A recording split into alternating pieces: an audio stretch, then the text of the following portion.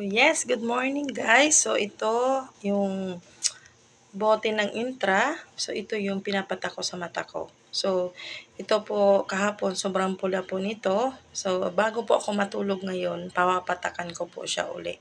Yes, ito po. So, meron po tayong dropper. So, ito po yung dropper po. Dito ko po nilalagay para hindi po siya mahirap ipatak sa mata. So, bubuksan po natin yan siya.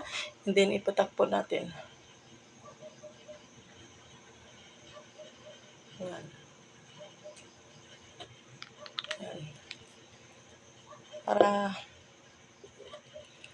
tuloy-tuloy na siyang gumaling kasi medyo makati pa siya guys. So, kahapon, kaninang umaga, nilagyan ko po ng Intra yan. Yan. So, ikisap-kisap mo lang siya para umayos yung makapasok na maigi